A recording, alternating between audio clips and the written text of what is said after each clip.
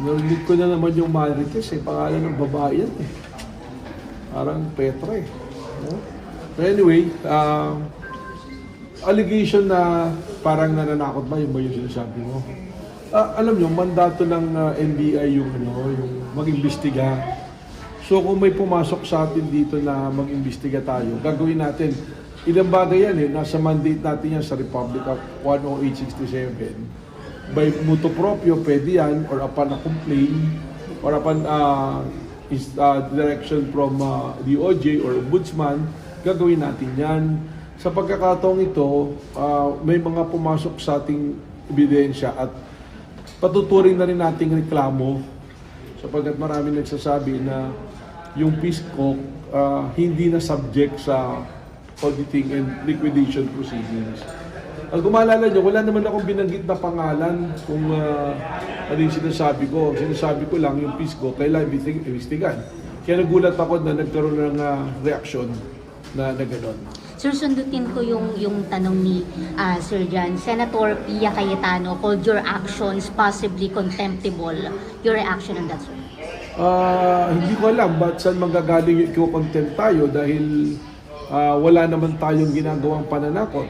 Pag tinignan natin ang mandato ng NBI, it is our mandate. Ibig sabihin ba nito kung tayo nahaharap sa isang proceedings, hindi na nahihinto na yung ating mandato? At unang-una, hindi naman tayo ang akusado dun sa proceedings na yon.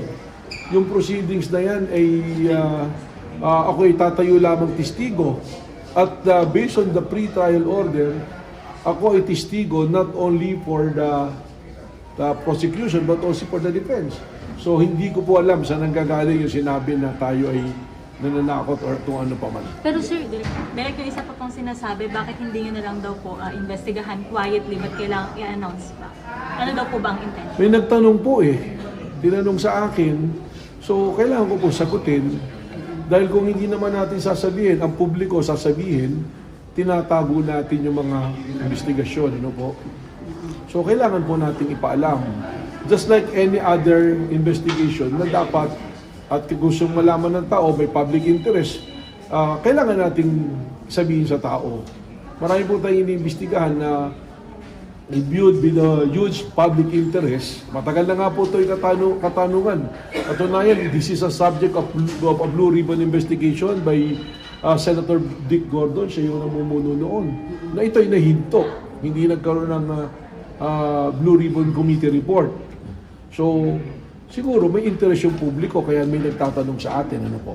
Pero sir, kung may, sorry po, last na ma'am, kung may gano'n na pananaw yung isang senator judge, are you ready sir to face that possibility ang ma-contempt bilang kayo ay haharap next week bilang testigo, hindi po? Well, ano po ba yung mga rason sa contempt?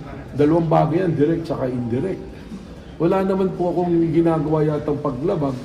At again, ulitin ko, lubos po ang paggalang natin sa Senate Impeachment Court, including its members. Ano po.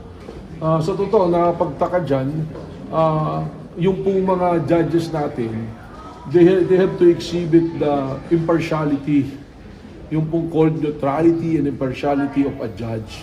Dahil wala pa naman po, naglalabas pala ng ebidensya. Mas nakakatakot nga po parang sa aking testigo dahil parang may pagbabanta na nga ng contempt sa atin. Pero again, ulitin ko, tayo po ay kinuha based on the pre-trial order na testigo para sa prosecution at sa defense. Ano ibig sabihin mo nito? Ang atin pong ilalahad dyan kung ano ang naging pong findings po ng National Bureau of Investigation sa usapin po ng impeachment, particularly on the issue of great threat and inciting to sedition.